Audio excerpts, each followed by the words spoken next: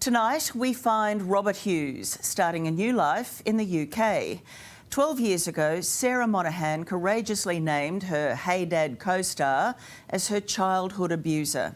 It prompted several more victims to come forward, and Hughes finally went to jail. He was granted parole last month and deported, even though he won't be closely monitored overseas. Hughes didn't want to be found, but we did it anyway. Okay, here we go. Ready? Go. Robert Hughes. Stunned, nowhere to hide. Simon Boda from A Current Affair. The convicted pedophile and former television star. Mr. Hughes, how does it feel to be free today? Living life large. Free as a bird. 8 years behind bars appears to have taken its toll. He looks every one of his 73 years. This is the historic English port city of Southampton. It's where the Titanic set sail on her fateful maiden voyage in 1912. And it's where we found Robert Hughes after he was deported from Australia. Hughes was released from Sydney's Long Bay jail last month. Australian Border Force squirreled him away for 2 weeks before he was flown under a cloak of secrecy out of the country. But an A Current Affair investigation has tracked Hughes down to his new home in the United Kingdom. Are you enjoying your newfound freedom? Go and get out of your school uniform before you go out to play. Hughes was the star of the Australian family sitcom Hey Dad. I'm standing up to be counted. One of his victims included his on-screen daughter, Sarah Monahan. You were just a child, weren't you, when this all started? Yeah. He would touch me. For the last 12 years, Sarah has been the very public face of the child sex abuse case against Hughes. What long-term impact do you think it's had on you because you were just a child? You were what? I think you were aged. I was 6 when I started, when I did the audition, and I left television because of him.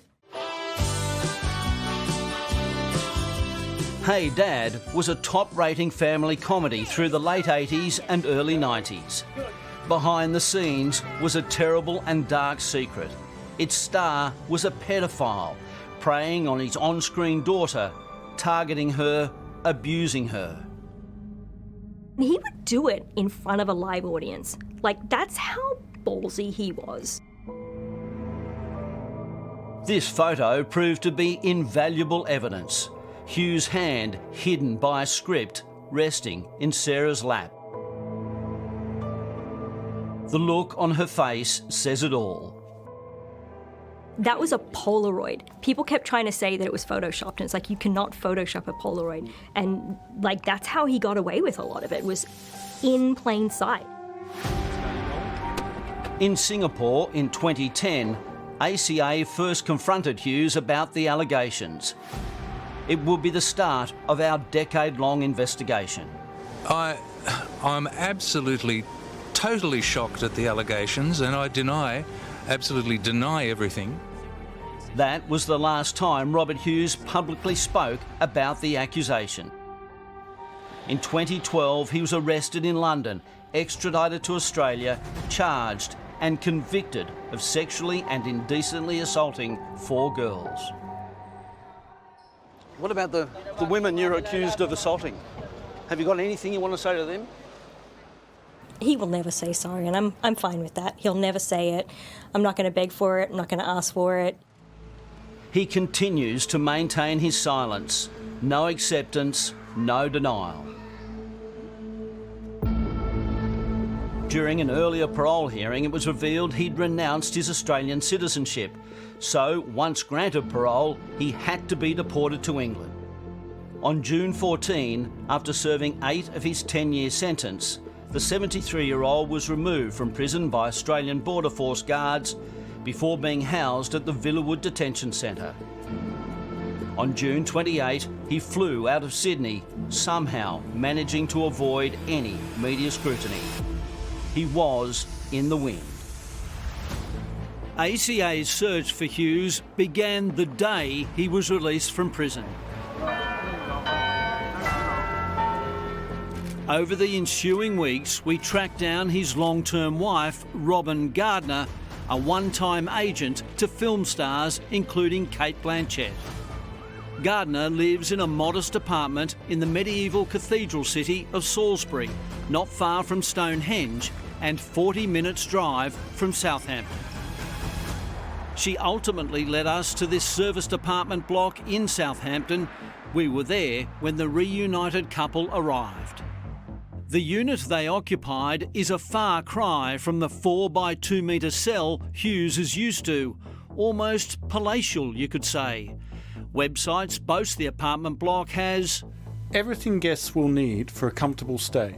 Southampton Common, a popular park, is a short distance from the property. This is the perfect place for guests to go for a walk, run or enjoy a picnic. It couldn't be further away from the prison exercise yard. But the serviced apartments are only a few hundred metres from St Michael's Preschool and a few blocks from Cantell Secondary School. The New South Wales State Parole Authority announced the decision to free Hughes in a 13-page judgment. The offences took place in particular settings in which the offender abused his power and his position of trust. Under his parole conditions, Hughes was ordered to report to UK police within 3 days of his arrival. He was also placed on the sex offenders register and has to inform police of any change of address or if he's planning to go on holidays. He must also tell police if he's going to be at an address for longer than 12 hours where a child is present.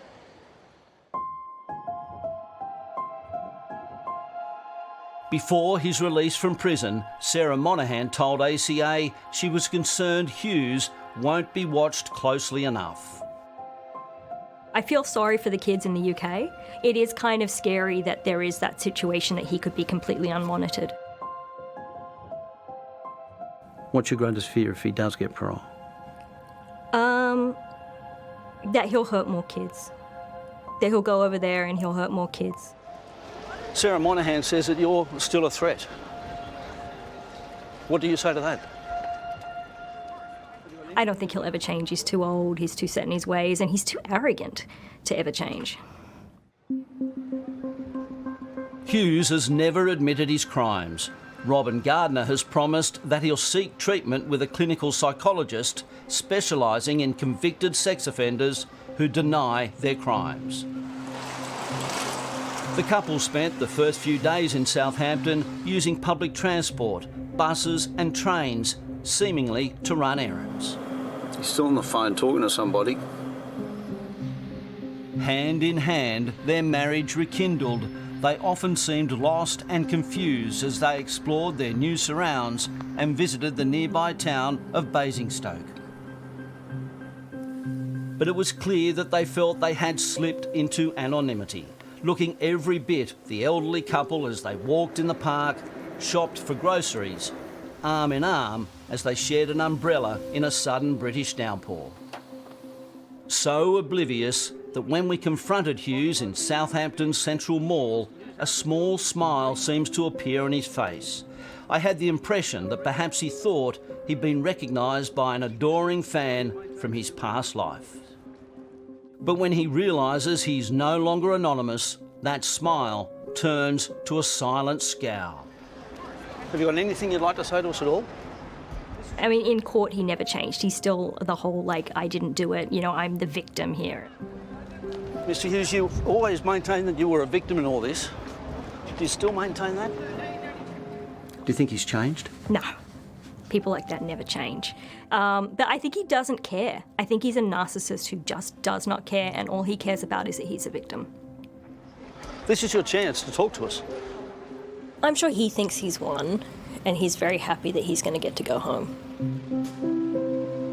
With that, the pedophile former TV favourite stalked off.